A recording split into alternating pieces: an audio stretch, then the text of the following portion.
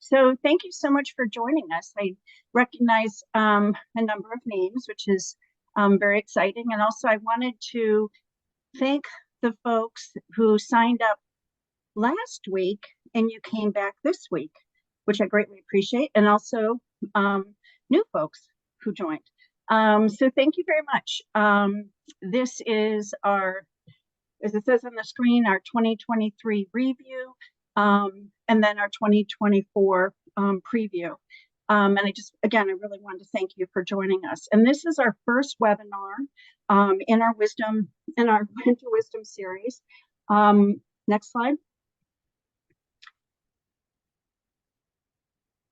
And I just wanted to let you know that all of our webinars that we've done over the past 4 years on our Oscar award-winning YouTube channel.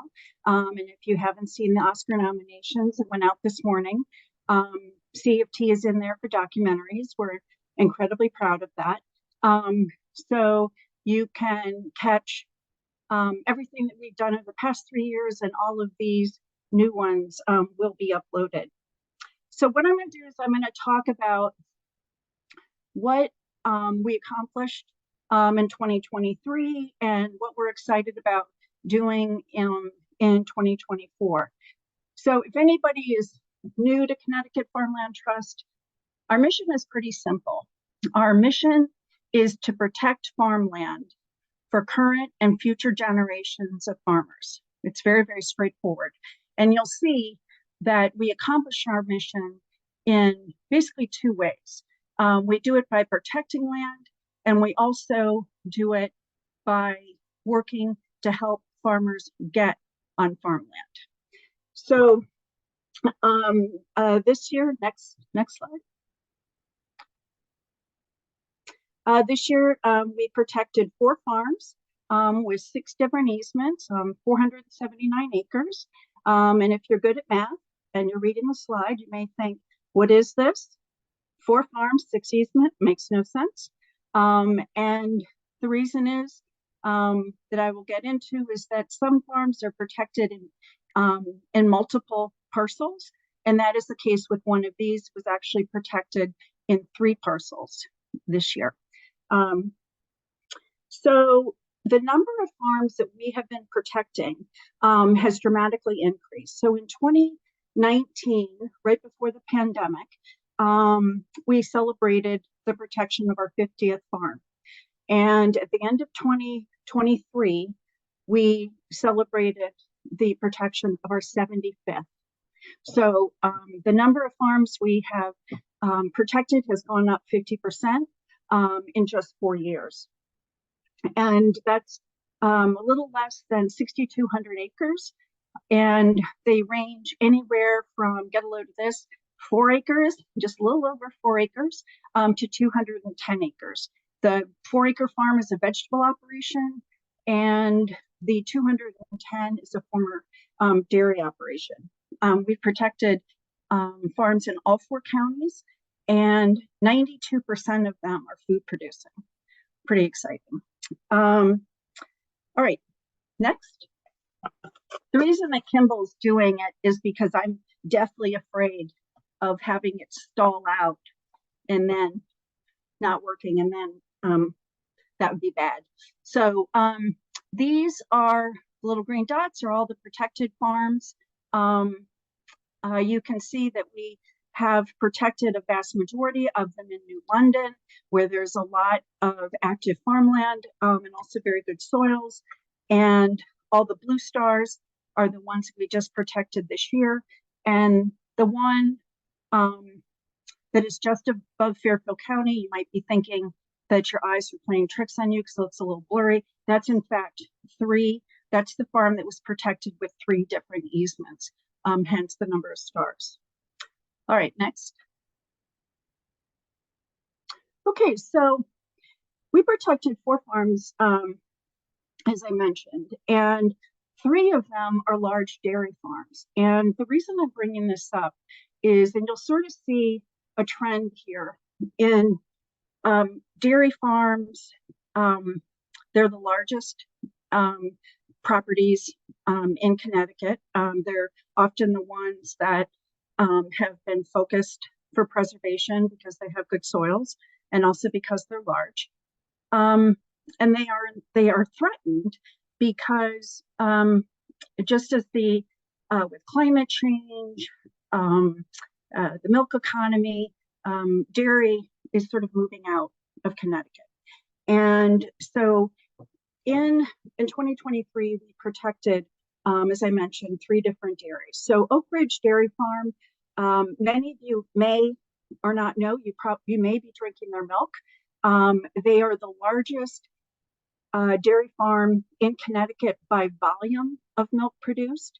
And it's a 5-generation farm. And this property, we've already protected one parcel of it. And this one, we just protected, let's see, 102 for a total of 157.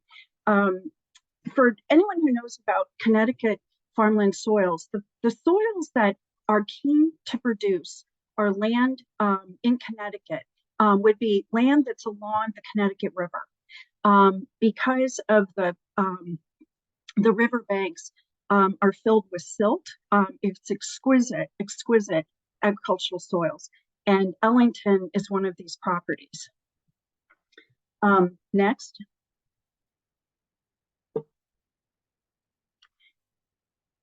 So I realized one of the things I skipped over in terms of why we protect these larger properties in smaller parcels. These parcels, this one, for example, is 500 acres. The interest of farmers now is not in 500-acre properties. It's the young beginning farmers are looking at much smaller pieces that they're interested in, primarily because of what they're producing does not require this acreage. And also, quite frankly, it's the cost of land in Connecticut. We have the most expensive land in the country. And a restricted acre sells for between $5,000 and $6,000. And so protecting properties in smaller parcels makes it accessible to the next generation, which is something that's incredibly key to us. So you might say, well, why couldn't a larger property such as Gallup Farm, which is 500 acres, why couldn't that be divided into smaller properties in the future? The way our conservation easement is written, and basically all conservation easements are written, is that they allow all farming practices, they allow agricultural structures, but they do not permit subdivision. And when I mean subdivision, I don't mean houses.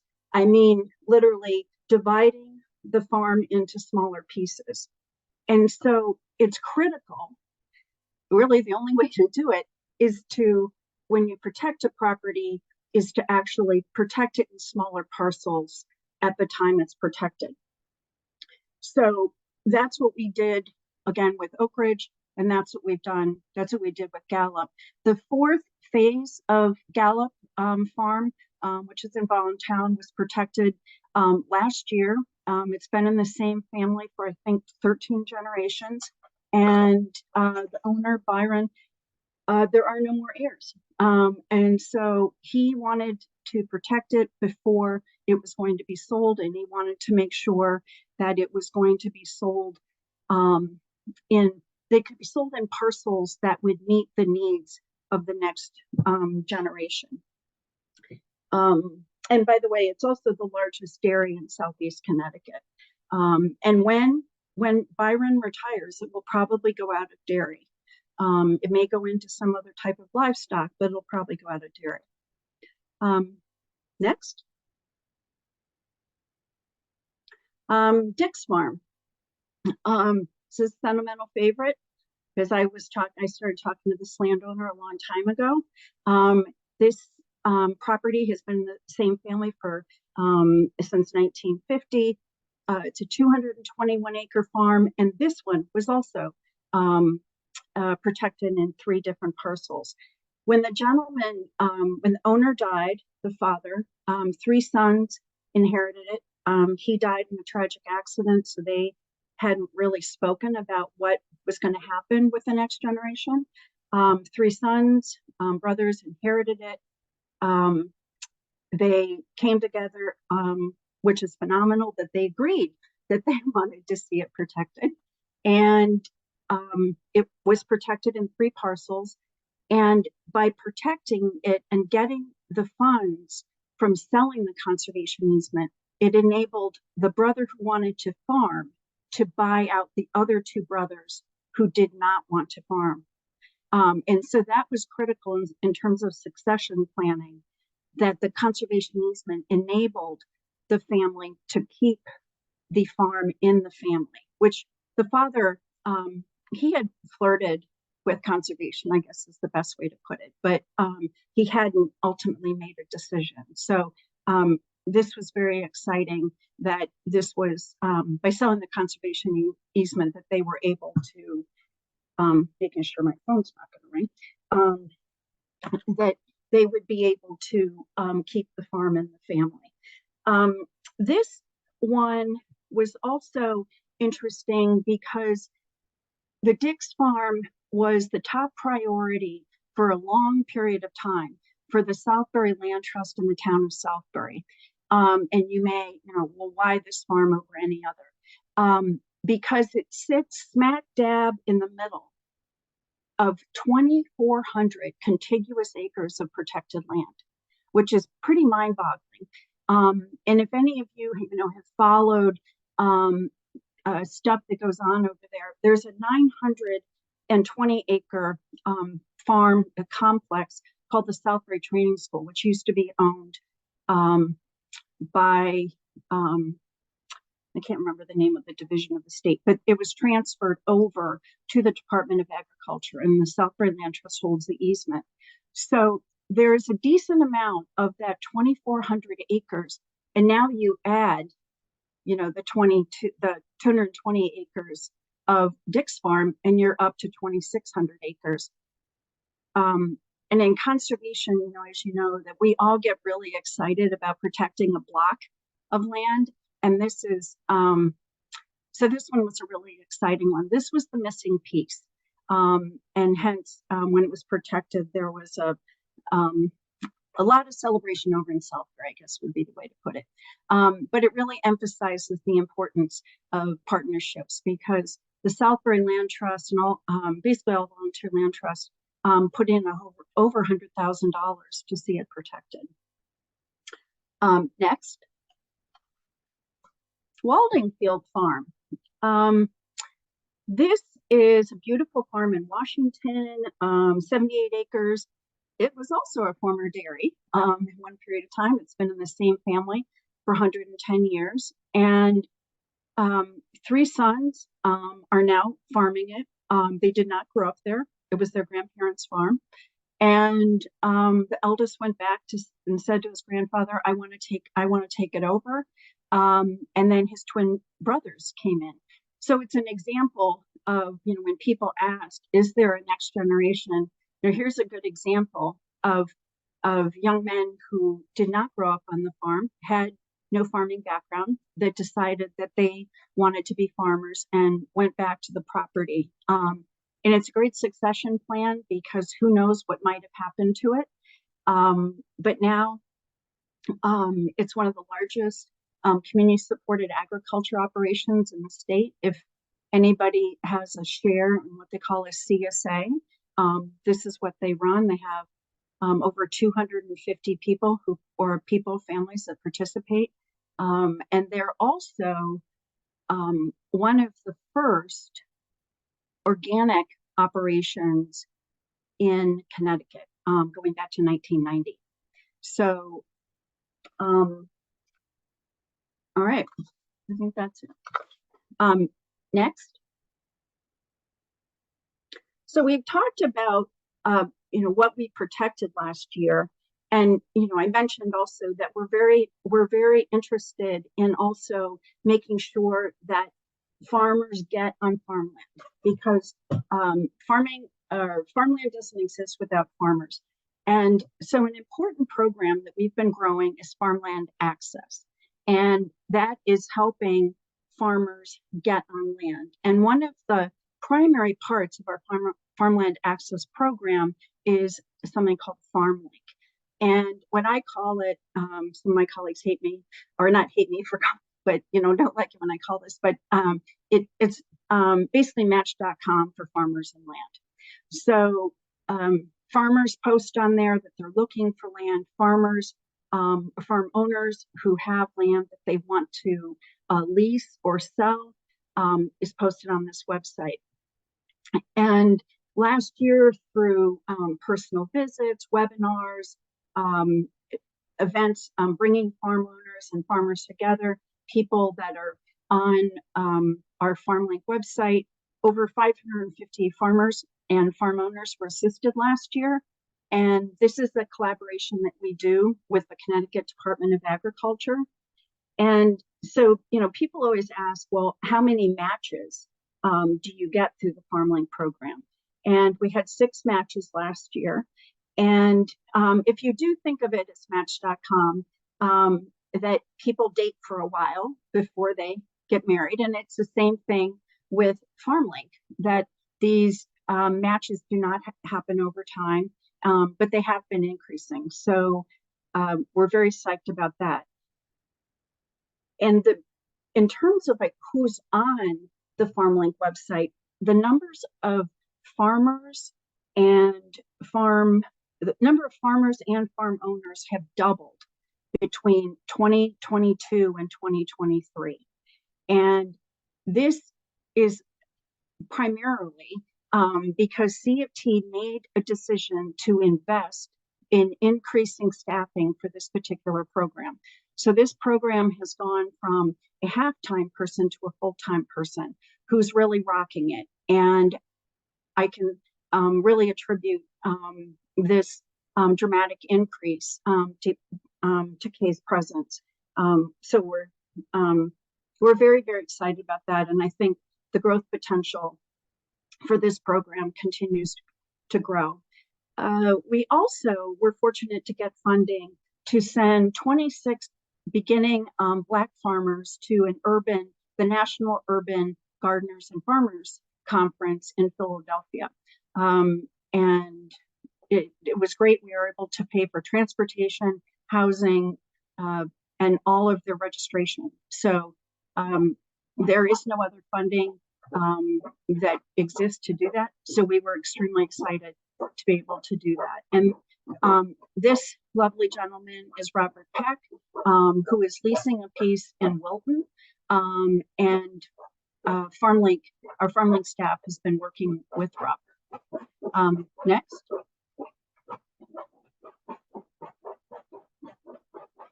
And finally, we are very proud.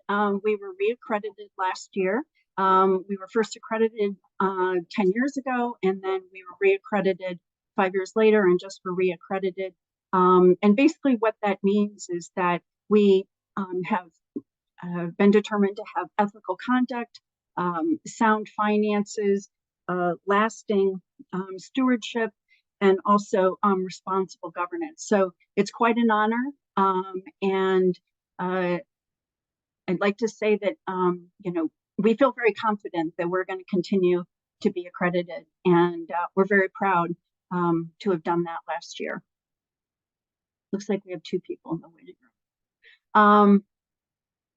Thank God for Kimball running, as I call it, Oz behind the curtain. All right, next.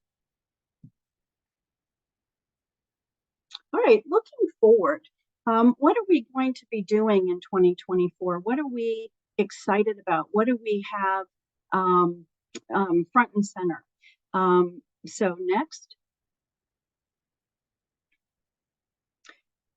And I love alliteration, so I can't help myself with these things and plays on words. So we've got about 20 active preservation projects going on right now, 20 or 10 that are solely Connecticut Farmland Trust projects, and then the other 20, the other 10 that we're working with our partner, the Connecticut Department of Agriculture, on.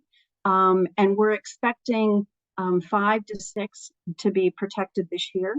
And it's always hard to know exactly when something is going to close. And for example, Dick's Farm, the one in Southbury, it was between basically, I think it was a holiday gift. In terms of it was very close to the end of the year, and that's the way these things happen. And also, we have a very important relationship with the Connecticut Department of Agriculture, and that partnership will be continuing. Next. And I'd like to, I mentioned that we made the investment in the farmland staff. We're also have made an investment in increasing our conservation staff and our conservation program. As many of you know, we're a small operation, and we were able to invest in increasing the size of our conservation program 100%, which we went from 1 to 2, which is very exciting. And by doing that, as you can see in the pipeline, that's how we're able to develop a deeper pipeline, but also protect more farms. Okay, just had to make sure I had lost track where I was. So, all right. All right, let's look at strategic direction. So I think I have my slide. Yeah, let's stay there. We're very proud of what we've accomplished over the last year and the past, coming up on 22 years. But we know that in 2024, we've got a lot more to do. And that's always going to be the way that it is.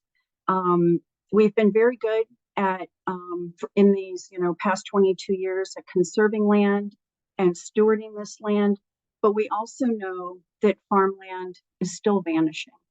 And that is not going to come as a surprise to anybody. The average age of farm owners is continuing to increase. The number the average is over 60 years old. And if anybody is 60 or in their 60s, you know that you're thinking about retiring, and that is the big concern. A number of these older farmers do not have a clear succession plan. And what do I mean by succession plan? I mean, who is going to take over the operation when they retire? And this could be a family member. This could be somebody who is working on the farm, or somebody that they know who is interested in taking on the farm, but there is not a clear succession plan. There may not even be a glimmer of a plan for the future. And that is a very big concern, because anybody who has dealt with, let's say, a family estate, you all know what happens. The more people that are involved in making a decision about something, the more likely it is that it will fall apart. And in the case of farmland, that means it will often get developed. We're also aware that farming in Connecticut doesn't look like it did 20 years ago. And that's not only in the case of what is farmed in terms of moving towards vegetable and smaller operations, but also who is farming and who's interested in farming. And so there's, as I said, there's a lot more to do. In 2024, we're going to do more, we're going to do it better, and we're going to do it with more partners. Because I'm going to mention later, partners are key to protecting more land. We'll also continue to build our awareness and strengthen our response to new factors that are reshaping the agricultural sector. And so what do I mean by factors that are influencing our decisions? Anybody who has gone in and out of Bradley for example, in the past year. You've seen the impact of solar on farmland. It is a very big development pressure coming from solar, ground-mounted solar arrays. Also, smaller farms that are serving local communities seem to be the future for new farms. That is going to impact the types and sizes of farms that CFT is going to be protecting. We need new farmers. As I mentioned, that new farmers are growing in diversity of who's interested in farming. And what do I mean by diversity? I mean racially and ethnically. I mean age. We see people that are coming to farming as their second career. We have a gentleman and his wife who purchased a farm that we had protected. He's a retired policeman. He's starting his next career in farming. And also gender. More and more women are getting into farming. All right. We're going to maintain, we'll continue to maintain a state focus, but we're also going to be using more advanced tools. Next. This is a map that is a work in progress. I want to give a shout out to our colleague Kathleen Doherty, who was the driving force behind this spectacular map. So what are you looking at? This is a computer-generated map that the mapping consultant put in some layers of data. And the three primary types of data that you're looking at are where are food producing farms and they're going to have thought to have the best agricultural soils in the state because they're producing food. Where is the highest development pressure from non-agricultural development? And research has shown that that is happening in what they call rural suburban areas. And so it's not happening.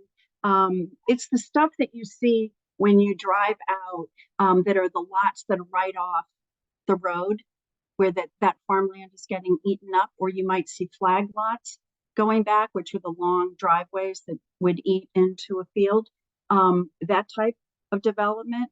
And also, where can we find smaller farms that that we could protect, again, because of the interest in beginning farmers and looking for smaller properties. And we're talking about 3 to 20 acres that are on this map.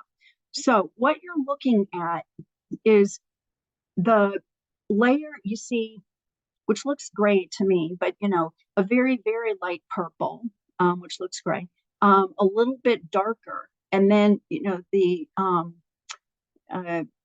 very, very dark purple. So the layers of color, the more that you see that it has 1, 2, and 3 attributes of the things that I was mentioning, so that the where it's really, really dark, those are hot spots for us to focus on for development, for conservation. Now, when I say this is a work in progress, and I really want to emphasize that because we're going to be retooling the map soon after CFT, the board and staff complete a strategic planning, strategic plan, and that is definitely going to impact this to some degree. So don't get fixated on this and think, oh, this is the final thing. It is not. But just to give you some idea of the tools that we're using to direct our conservation going forward.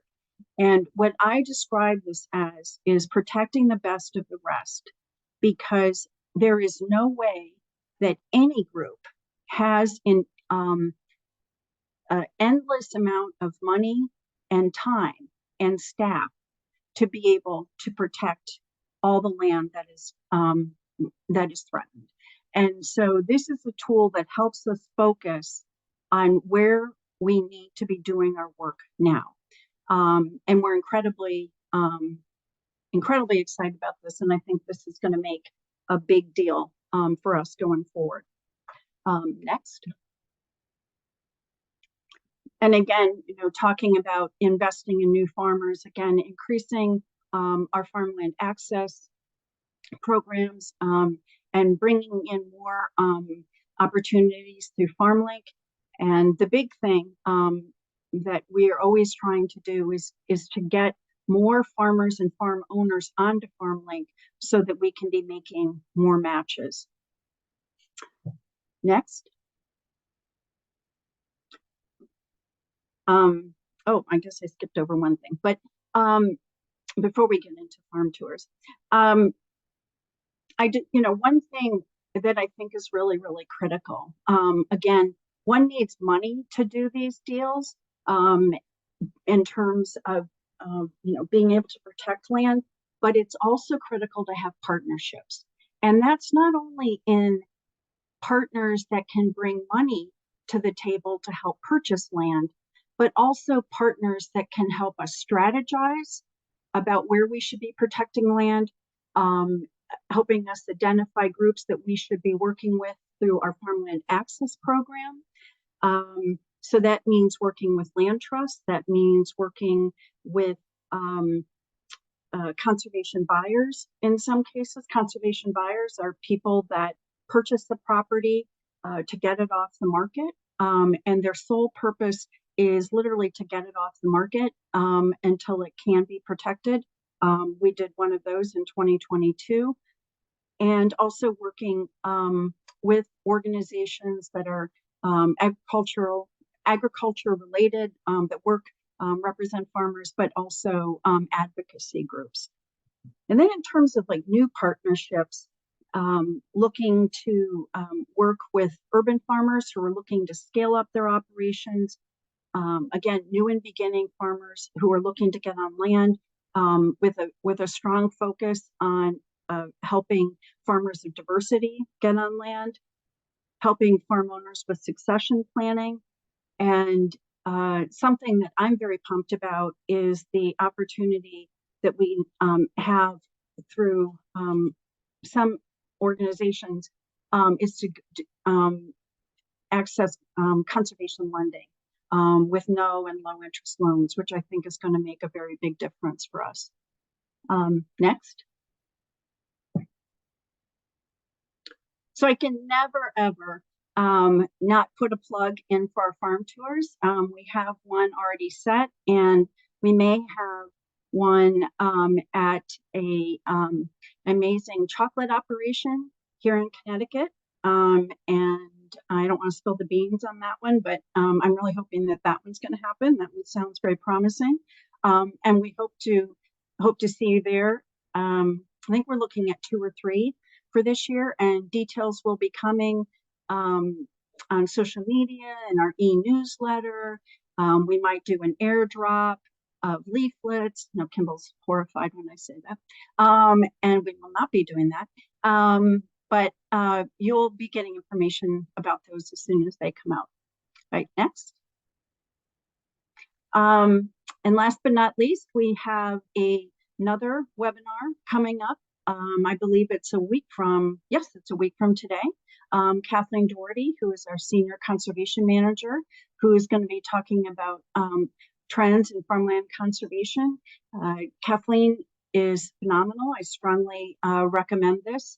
And I hope many of you will come. Next.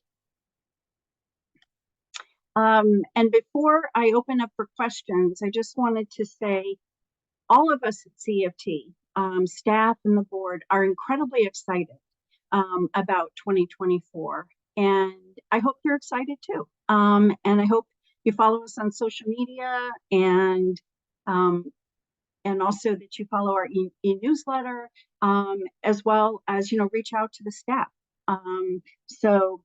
Next.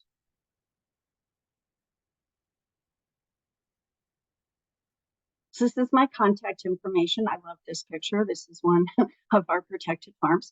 That wraps it up.